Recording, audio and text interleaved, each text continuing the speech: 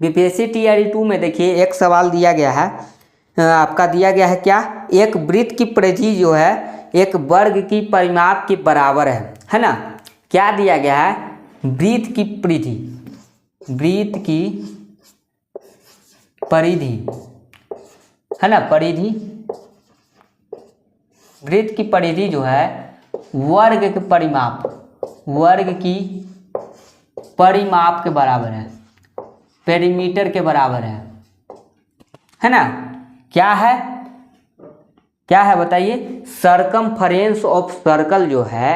आपका किसके बराबर है, पेरीमीटर ऑफ स्क्वायर के बराबर है ना। सरकमफरेंस ऑफ सर्कल जो है पेरीमीटर ऑफ स्क्वायर के बराबर है। तो यहाँ पर इसके बराबर में दिया गया है, तो इसका क्या फॉर्मूला होता है, 2πr होता है, और इसका जो होता है भाई 4 इंटू साइड 4a है ना। तो ये फार्मूला होता है इसके अनुसार।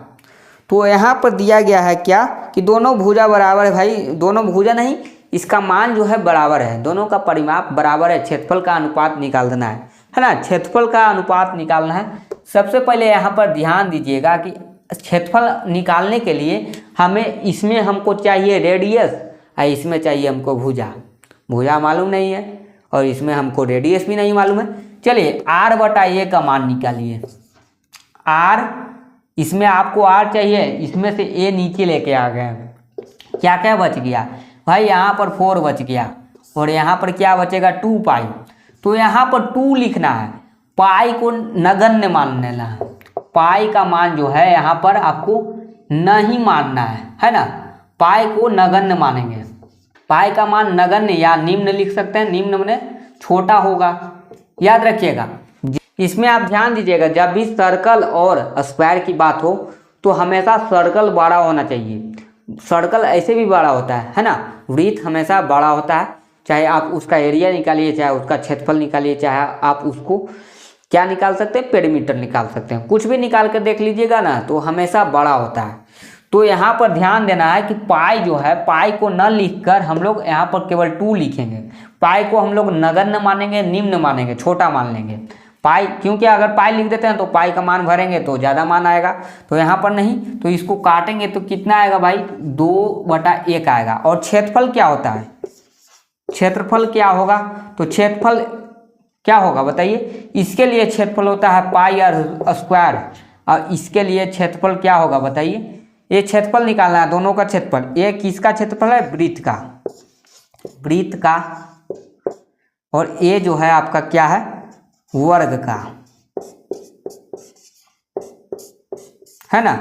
तो दोनों का अनुपात बताना है भाई, πr² होता है तो यहाँ पर पाई को नगण्य मानेंगे, तो पाई को लिखना जरूरी नहीं है, कोई लिख भी सकते हैं, नहीं भी लिख सकते हैं, कोई दिक्कत नहीं है, आप लिखना चाहे तो लिख सकते हैं, लेकिन पाई को आपको नगण्य मानना है। तो यहाँ पर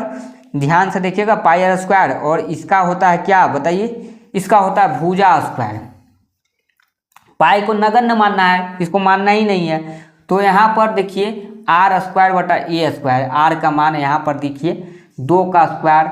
बटा 1 का स्क्वायर, कितना हो जाएगा 4 नीचे 1,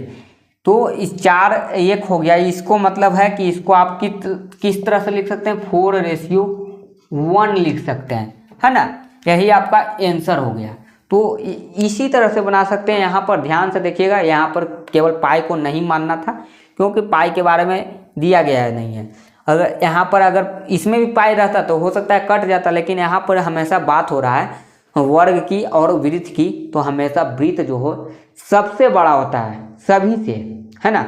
इसमें कंपेयर किया जाए तो वृत्त हमेशा बड़ा हो जाता है, स्क्वायर चाहे रेक्टेंगल कुछ भी रहे, उसके एरिया से या उसके साइड से भुजा से सबसे बराबर होता है, बड़ा होता है, बराबर नहीं बड़ा होता है, याद रखिएगा। तो यहाँ पर आपको 4:1 आ गया, सही है आंसर। चलिए, आपको ये वीडियो कैसी लगी प्लीज़ कमेंट करके बताइए, वीडियो को जितना हो सके लाइक कर सकते हैं, शेयर कर सकते हैं, और अभी तक मेरे फेसबुक चैनल को फॉलो नहीं किए हैं तो जल्दी से फॉलो कर लीजिए और चैनल को सब्सक्राइब कर सकते हैं। Thank you.